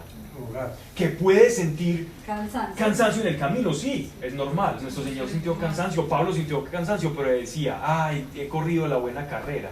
Sentía como aquel que ha jugado el buen partido pero que está cansado y lo disfrutó y lo está viviendo conforme a su don. O sea, que el que escuches decir, soy un intercesor sufrido y que ese no es intercesor. Ese no está viviendo su vocación por inercia, sino por lo está viviendo como una carga. El que lo vive como una carga está equivocado de vocación. Se está creyendo lo que no lo mandó a hacer. Pablo, pero entonces yo con todo lo que acabas de decir, voy a decir una cosa. Si con la fe se mueve la mano de Dios para acelerar pues como lo que uno quiera, entonces, y la fe se da por no es que se el oído. acelera, primero empecemos por ahí. Uno acelera, uno simplemente desata lo que Dios ya tiene establecido eso que para ya él. hizo, o sea, Uno acelera más bien es el hecho de que a uno nunca le pase nada y que le empiece a pasar por la fe. O sea, no aceleras nada, simplemente traes a la existencia lo que ya está dispuesto para ti. ¿Cómo así? Pero aparece en el no momento. puede adelantar la bendición. No, la bendición ya está, uno más bien la puede traer cuando no está. Pues porque es que Porque la bendición de Dios es siempre Pero y llega todos el los momento, días. Pablo, dice en el momento de Dios, Está ¿no? correcto. Lo que pasa es que los tiempos de Dios son No diferentes a los de existen. nosotros. Más fácil se aportan los de nosotros que los de Dios, porque Pero- los de Dios ya están establecidos. Pero otra vez, María adelantó la obra del Señor, pues por medio de su intercesión, cuando le dice, convierte el agua en vino, y él le dice, mujer, no es mi hora. a ver, ¿Qué? Ahora vemos. Que si ahí adelantó el tiempo. Sí, porque nuestro Señor, la manifestación, ella está pues hablando de las obediencia, bodas de Canaán sí, cuando sí, multiplicó. yo sé, pero Yo no la obediencia. Entonces explícame. ¿Qué te explico? Pero Esa es una homilía que normalmente se utiliza Manuela para hablar del poder de la intercesión. Y de la mamá Pero entonces también. si adelantó el tiempo, ella. Adelantó el tiempo. O igual Dios sabía que le iba a adelantar, pero No, pues Dios obviamente dejó sabía. registrado eso. Lo que, no, Como para dejar de después de la intercesión, ¿cierto? No, o sea, yo creo que ese adelantar era de adelantar un acontecimiento. Que Jesús era Dios, pues lo adelantó. Pero Era como para dejar un precedente de la importancia de la mamá. las personas. Exactamente. De la mamá. Pues para mí yo lo voy a decir. Pero ya la mano como de Dios en la vida cotidiana, no en las escrituras, es que la fe viene por el oír y el oír por la palabra. Entonces, al yo tener fe, no es que yo le esté metiendo más del acelerador, sino que tengo esa paz. estoy desatando lo que ya está para mí. Exacto, y ya espero en emoción. Yo quiero decir algo, es que sustancia. cuando uno ora, uno recibe en el momento que oras, entonces tú ya lo recibiste, pero aparece en el momento que tiene que aparecer, pero tú ya lo recibiste, entonces tienes que tener la certeza y la tranquilidad de que tú ya lo tienes. Por eso necesitamos a María para acelerar a eso. Vamos al punto que me pusiste. Nuestro Señor hacía milagros desde siempre, pero no los podía hacer públicos, porque manifestaba quién era. El Hijo de Dios. ¿Cierto? Y al manifestar ese milagro, le está diciendo, todavía no he nacido a la vida pública, a su madre. Pero ella intercedió ante él y nuestro Señor multiplicó, ¿cierto?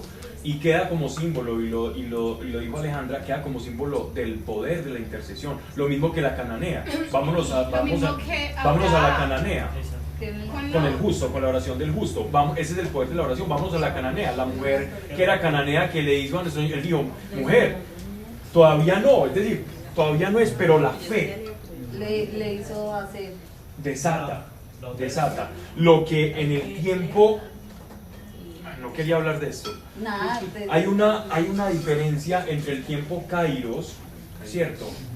El kairos, ¿cierto? Que es el tiempo de Dios, y el tiempo cronos, que es el tiempo humano, es el espacio-tiempo del ser humano en el que nosotros vivimos. En el tiempo kairos es un tiempo en griego diferente que se utiliza para el tiempo de nosotros. De Dios. En el tiempo kairos, todas las promesas están condensadas en el Espíritu. Lo que nuestro Señor nos muestra en el Evangelio, no solamente por el pasaje que tú citaste, sino también por el pasaje de la cananea, también por el pasaje de la mujer de la samaritana que está en el pozo. Son 3 pasajes que nos muestran la interferencia entre el tiempo kairos y el tiempo cronos, el tiempo del hombre y el tiempo de Dios. Cómo la fe, siendo un grano de mostaza, puede desatar una montaña y puede traer el tiempo kairos, que es lo que estaba diciendo Sarita, que es el ahora de Dios, lo puede traer a tu tiempo cronos. Si nos vamos a ir, y por eso no quería entrar en esta controversia, no es que se adelante nada, trae lo que ya es en el Espíritu. Que ya todo está. Que Dios es presente. Exactamente. Por eso Dios dice, Dios no es Dios de muertos, sino de vivos. Porque todos están en mi presente. Dios no se rebaja el tiempo nuestro para explicar su naturaleza. Por eso le dicen el Eterno. Los judíos le dicen el Eterno, o le dicen Hashem, le dicen el Eterno, y el Eterno tal cosa, el Eterno tal otra, para recordar la naturaleza de Dios y que no estemos pensando en Dios como en función cronos, como en función siempre de nuestro tiempo, como si Dios cohabitara con nosotros en nuestra linealidad temporal, pasado, presente y futuro. Dios ve la película completa, como esos filmes, esos rollitos que uno veía antes para revelar las fotos. Dios ve toda nuestra vida así, lo que va a pasar y lo que pasó, y con nuestras generaciones. Nuestros bisabuelos, él ve toda la película completa y perfectamente. Así que nuestra fe puede desatar la alineación del kairos y el cronos, y están las muestras de los tres pasajes del Evangelio, y ninguna de estas la fe nunca va a afectar la soberanía de Dios, porque la fe que produce siempre va a operar conforme a su revelación y a su palabra. Así que nunca va a haber contradicción en nuestra fe y el kairos. ¿Estamos? ¿Me hice entender? Sí. Ok, ¿algún aporte, acotación, comentario? No, ¿O seguimos? No sé, cierto. Y esta es pues la oración del apóstol Pablo. Para eso sin cesar rogamos por vosotros, para que nuestro Dios os haga dignos de vuestra vocación y con su poder convierta en realidad todo buen deseo de santidad y obra de fe, de suerte que el nombre de nuestro Señor Jesús sea glorificado en vosotros y vosotros con Él. Cuando nosotros alcanzamos nuestra vocación, vamos a glorificar a nuestro Señor. Qué bueno. Cuando yo camino en la vocación, glorifico al Señor. Ese es el propósito. ¿Cuál es el propósito del Espíritu Santo en nosotros? Santificarlo. 1. Y el propósito general con la iglesia, glorificar a Jesucristo. Por lo tanto, que cuando nosotros estamos caminando en nuestra vocación, estamos caminando en el Espíritu. Y el Espíritu glorifica al Hijo, glorifica a Jesucristo. Y si nosotros caminamos en nuestra vocación, caminaremos en la función del Espíritu Santo. Entre más conozcamos nuestra vocación, en el Espíritu más vamos a caminar, en el Espíritu Santo. Más frutos vamos a dar. Y más frutos del Espíritu vamos a dar. Porque los frutos de la carne ya sabemos cuáles son: envidias, rencillas, discordia, pleitos, chismes, habladurías, ira. Esos son los frutos de la carne. Mas los frutos del Espíritu son paz, gozo, benignidad, piedad, temor de Dios. esos son los frutos del Espíritu. Sea Jesús glorificado en vosotros y vosotros en Él, según la gracia de Dios y del Señor Jesucristo, según la gracia de Dios. Es decir, ojo, vuelve y pone la palabra gracia, y no es de gratis. Y la gracia de Dios, del Señor Jesucristo, su don gratuito que te va a llevar a ese acople. Vuelvo y repito, como muchas veces lo he repetido acá y me han escuchado decir, la santidad es cuánto dejo a la operación del Espíritu en mí, no cuánto lucho yo para cumplir la voluntad de Dios, cuánto dejo actuar a Dios en mí. O sea, la santidad es una batalla con dejar ser a Dios en mí, no con hacer para Dios, sino dejar hacer a Dios en mí. Es una batalla por menguar, no por crecer. El yo, por menguar el yo para que crezca Él en mí. Esa es la santidad, la santificación, perdón. Santidad es apartado para Dios. Ya como he enseñado tanta cosa, me toca hablar en buenos términos porque después me corrigen. Bien.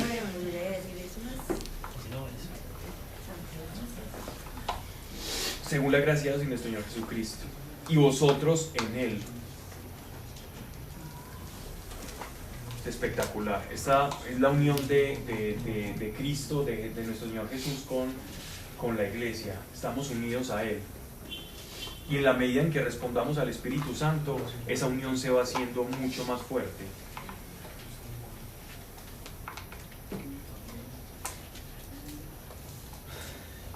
Voy a leer un pasaje que se relaciona con la retribución de Dios y que hace mucho no estoy haciendo porque me detengo en las explicaciones y no hago las comparaciones con otros textos. Vamos a leer la carta a los Romanos, capítulo 2, del 6 al 16, para que lo ubiquen, que tiene relación del mismo apóstol Pablo con estas palabras. Romanos 2, del 6 al 16. Correcto. Hoy me gustó la palabra correcta. Y pagar cada uno, Romanos capítulo 2, verso 6, y pagar cada uno conforme a lo que haya hecho.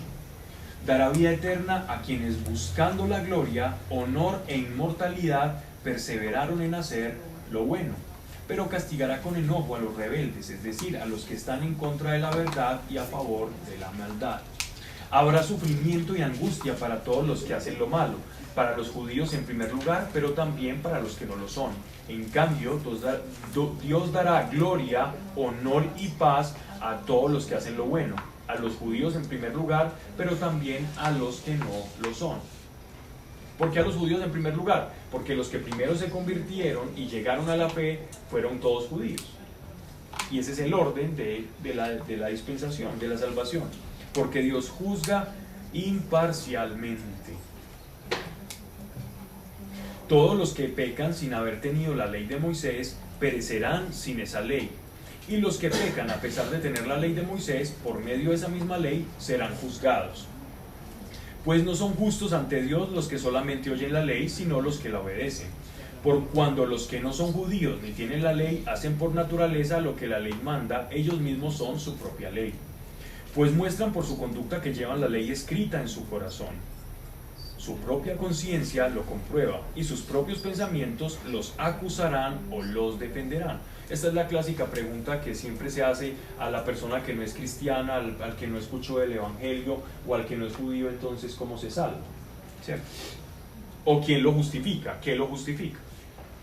El día en que Dios juzgará los secretos de todos por medio de Cristo Jesús, conforme al evangelio que yo anuncio. O sea que el juicio es por Cristo y en el evangelio, lo cual quien camina en el evangelio, el juicio está hecho en la carne de Cristo, mas quien no está en el evangelio y está en la ley o está fuera de ella, será juzgado o por su conciencia o por la ley que sigue. Esto es para los judíos y para los que no han escuchado el evangelio. porque quienes han escuchado el Evangelio y lo han rechazado, el mismo Evangelio que han escuchado y rechazado es quien los juzgará. Bien, esto en referente a lo que el apóstol explicaba de la retribución divina, que estaba como amplificado aquí en la carta a los romanos. Capítulo 2 de Tesalonicenses, de la carta a los tesalonicenses. Buenas personas ellos.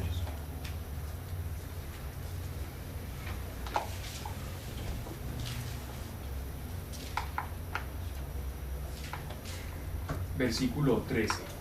Pero nosotros debemos dar incesantes gracias a Dios por vosotros, hermanos amados del Señor, a quienes Dios ha elegido como primicias para haceros salvos por la santificación del Espíritu y la fe en la verdad.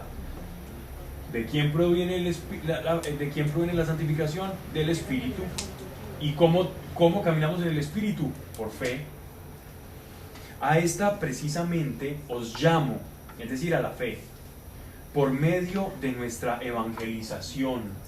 O sea, ¿cómo se produce la fe? Por la palabra de la verdad, para que alcancéis la gloria de nuestro Señor Jesucristo. Manteneos pues, hermanos, firmes y guardar las tradiciones en que habéis sido adoctrinados, ya de palabra, ya por carta nuestra.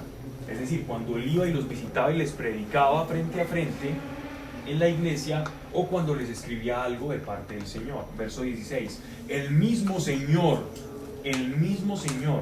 nuestro Jesucristo y Dios. ¿Cuál está leyendo? Pablo, ¿usted por qué está leyendo mucho? Porque era el Iba en la En el capítulo 2 y en el capítulo 1. El 1 Y en capítulo 2. Si están atentos, muy bien. El chavo. Una máquina Porque que dice chavo Como que no, vamos para el capítulo 2, no. Pero empezaste en el 13. Tiene una máquina del tiempo más adelante. Muy bien. Ya están atentos. Ahora sí. Estaban muy dispersos y me tocaba. Pero me di cuenta que sí. Se demoraron, pero sí. Hoy se lee muy rápido. ¿Y saben qué es lo peor? Que este es el quid de la carta. Por lo que hace a la venida de nuestro Señor Jesucristo y a nuestra reunión con Él. ¿Recuerdan cuando les estaba diciendo ahora que el motivo de la segunda carta era aclarar la primera? Un vacío que se pudo producir en la primera carta y que produjo en los de Tesalónica unas personas que estaban vociferando cosas diferentes a las que el apóstol Pablo había dicho. Es esto el punto que él quiere tocar. Este es el punto fuerte. Por lo que hace a la venida de nuestro Señor Jesucristo y a nuestra reunión con Él, es decir, cuando nosotros durmamos, a nuestra reunión con Él, os rogamos, hermanos. Aquí nos está diciendo a todos. Cuando ustedes van a un culto o van a misa, o bien sea el sacerdote o el pastor les esté hablando y esté leyendo un pasaje, ¿cierto? La homilía del sacerdote, y que la gente repite palabra de Dios, es para que la gente tenga en cuenta que lo que está diciendo no es una elucubración del que está hablando, sino, mire, tómelo con seriedad. Es exactamente esto. Mire lo que nos está diciendo a él, el apóstol, por boca del Señor. Con él os rogamos, hermanos, es decir, esto que le vamos a decir, tengan mucho cuidado para que no se engañen y caigan en fabulaciones extensas de otras personas que digan y vengan con cosas amañadas, que no son de parte de Dios. Os rogamos, hermanos, que no os turbéis de ligero. Turbéis de ligero, es decir, están todos preocupados, va a venir el fin de los tiempos, venga, hagamos esto, corramos, y hacen una cantidad de cosas, pasan mensajes, hacen de todo. Eso estaba ocurriendo en la iglesia de Tesalónica. Estaban produciendo un escándalo mediático y la gente se estaba turbando porque no sabían cuándo iba a venir el Señor, si ya estaban preparados o no, qué iba a pasar, y estaban produciendo un desorden y un caos en la iglesia, cosa que no había dicho el apóstol Pablo por una mala interpretación y por tergiversaciones. Entonces, dice, perdiendo el buen sentido, y no os alarméis. Tengan mucho cuidado cuando les estén pasando cosas completamente alarmistas, que el final de los tiempos, que los mensajes del vidente este, que el profeta este, que todos estos, y todo es catastrófico, todo es ya bien. Eso pasó en la Segunda Guerra Mundial. Me puse a estudiar sobre lo que decían, lo que estaba pasando en la Segunda Guerra Mundial, y ese era el escenario perfecto para decir: el anticristo es Hitler, la segunda venida es apenas acabe esto, se conforme en las Naciones Unidas y pase esto y lo otro, ya es la segunda venida, y toda la gente estaba preparado para eso, y mucha gente hasta se quedó en búnkers con crucifijos y encerrados, y hasta hace poco, en los años 70, 80, salían personas de refugios con toda su familia esperando a que se iban a encontrar la Nueva Jerusalén. ¿Y que se encontraron? Un mundo completamente cambiado, ¿cierto? Entonces tenemos que guardar esto con el buen sentido. Ojo, no es no estar atento a las señales de los tiempos, es guardar con postura, buen sentido, no turbar ni generar falsas alarmas en las personas. Lo digo porque esto pasa dentro de la iglesia.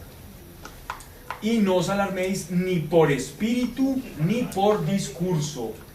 Cuando dice espíritu, me gustaría leer otra traducción, pero eso significa como epístola o carta, lo que traducen aquí en esta versión como espíritu.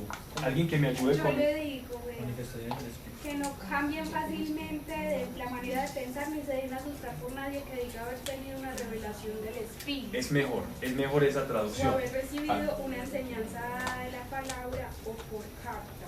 Correcto. Entonces él está diciendo, ojo, porque quienes han introducido esos textos alarmistas es una persona que seguramente escribió una carta diciendo que tenía una revelación y que iba a pasar algo y que el Señor iba a venir y todo esto, y alarmó a la iglesia de Tesalónica y la movió en su fe muy diferente a lo que el apóstol Pablo estaba enseñando, y perdieron la compostura. Entonces tenemos que tener mucho cuidado. No todo el que diga que es una revelación necesariamente lo es.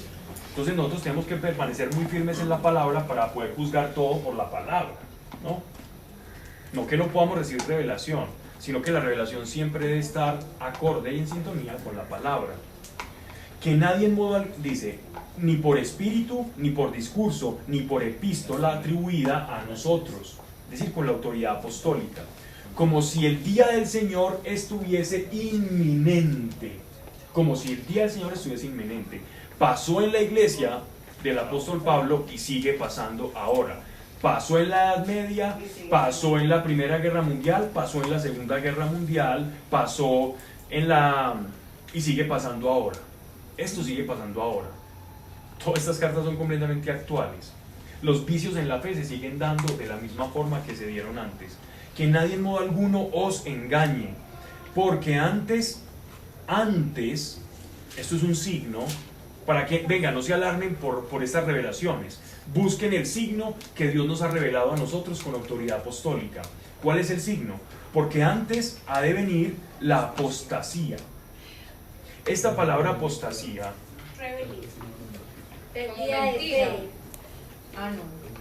No, apostasía significa declinar de la fe.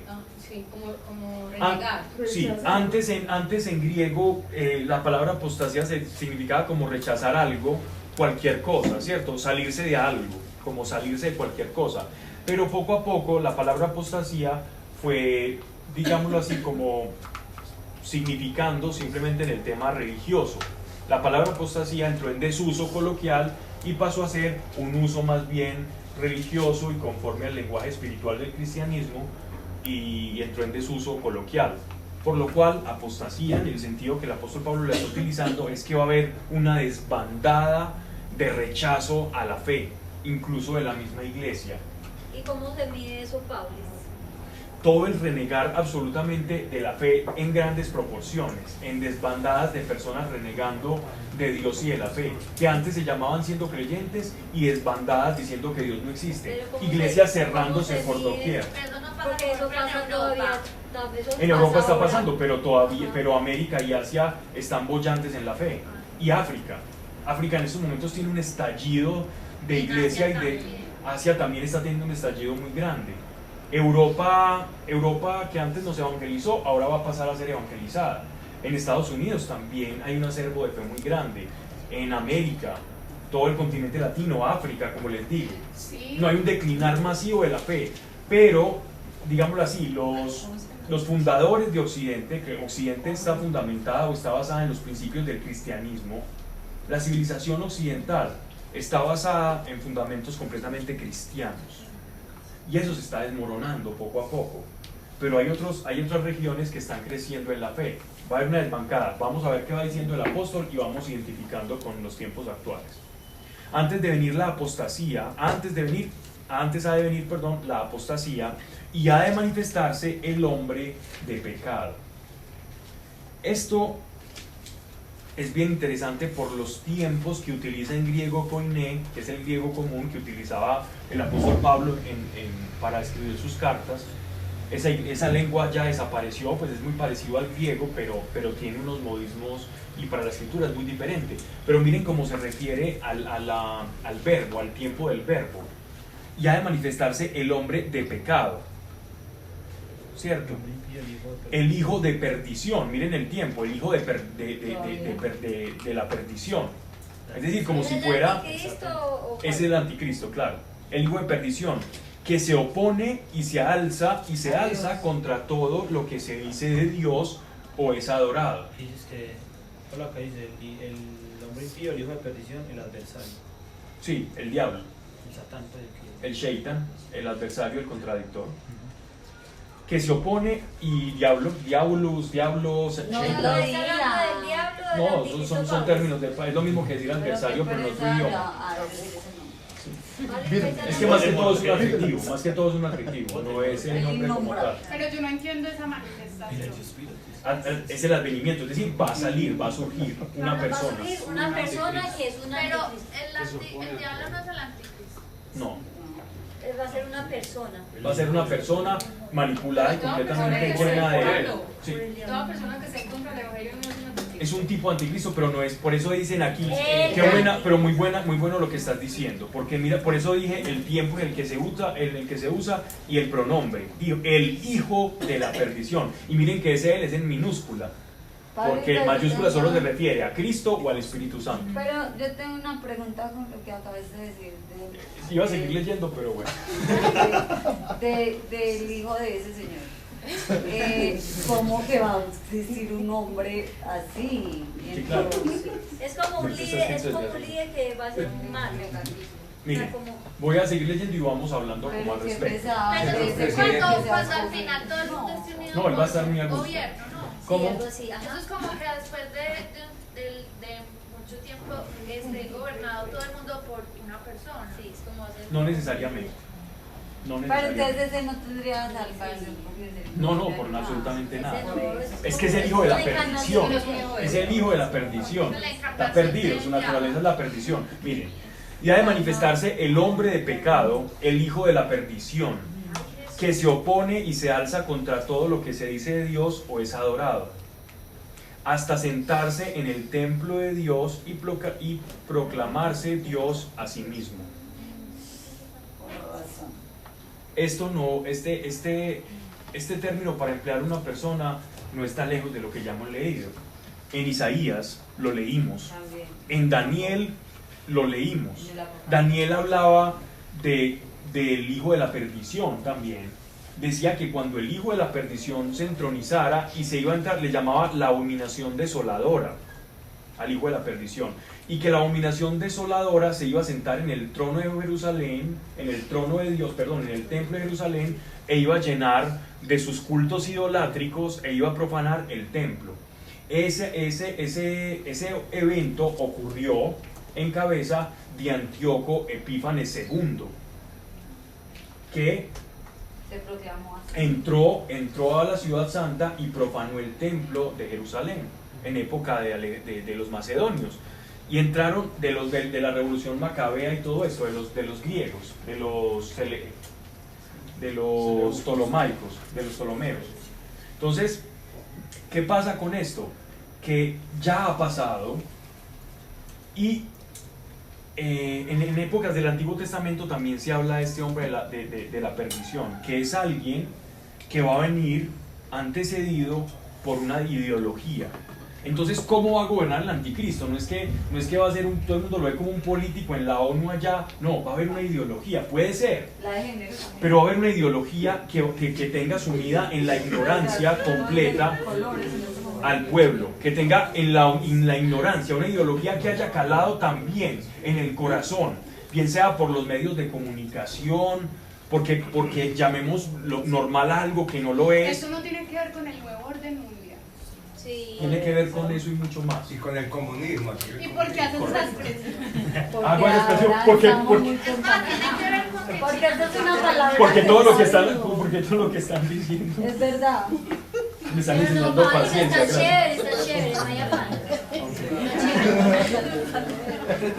Es una manera de decir gracias por enseñarme paciencia. Porque todo lo que están hablando lo vamos a ir interviniendo.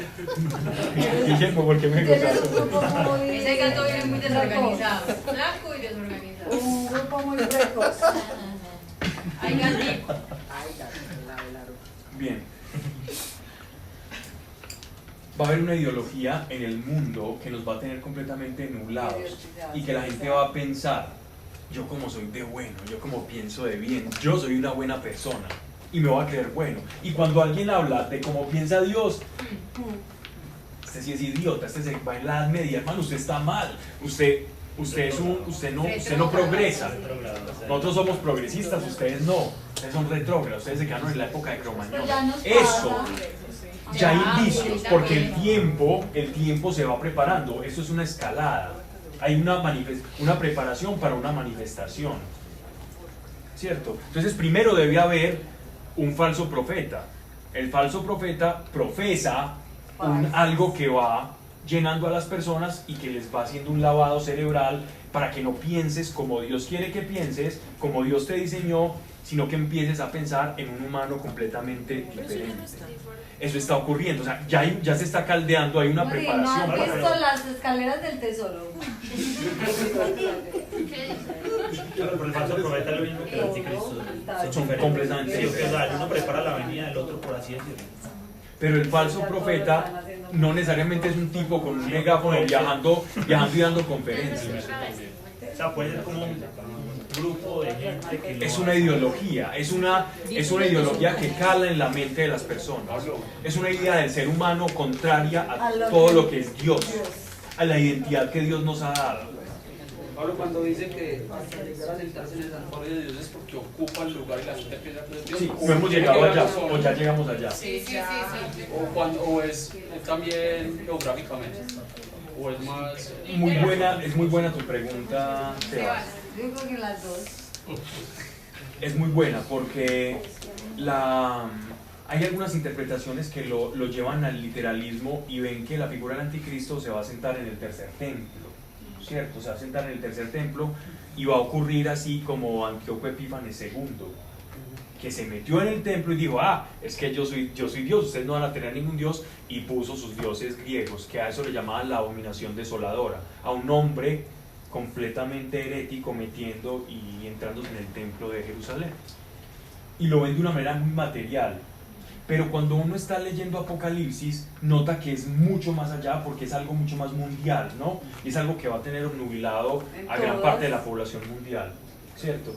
Entonces, puede tener ese grado de materialidad, no sabemos si ocurriría de esa forma, o por lo menos visitaría el templo, no sería que se va a quedar allá a vivir y dirá, yo voy a poner mi trono acá, pero sí que hubiese, de ese personaje, hubiese una visita en ese tercer templo. Y hay otras versiones que también dicen que es el Vaticano, ¿no?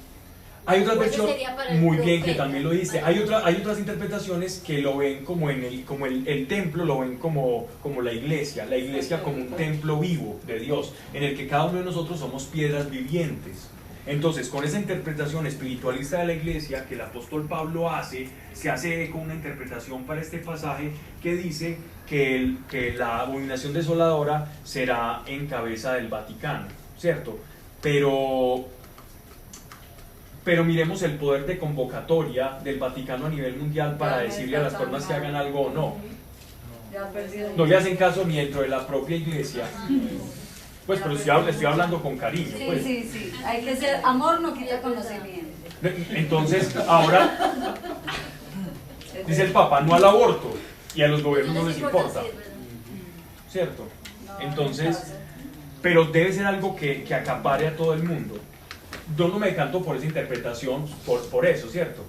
por el poder de convocatoria a nivel mundial y de tener dormidos a gran parte de la población mundial diciendo yo soy muy bueno por pensar así, es que la gente que cree en Dios y todo en ese tipo de dioses están mal, Dios no es así, eso es así como lo crea y todo eso. Eso es eso, a uno le pasa, a mí Pero no me mire pasa. también el procurador que tuvimos y todo el mundo lo odiaba que porque pensaba como Dios y que era de los dinosaurios y cómo lo atacaban a él también. Esa es una muestra. Esa es una muestra de alguien que decía un principio bíblico, incluso él ni siquiera lo usaba no lo hablaba desde la Biblia, sino desde el justnaturalismo, que para los que estén estudiado derecho, que incluso proviene, bueno, lo voy a terminar hablando de Kant, sí, no, sigamos acá. la familia como Dios la creó.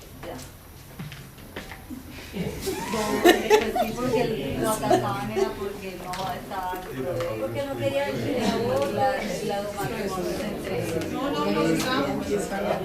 Bien. Sí. Entonces, dice, esto que es importante, hasta sentarse en el templo de Dios y proclamarse Dios a sí mismo. Ya son las 9:35. Dejemos acá. La próxima charla vamos a hablar sobre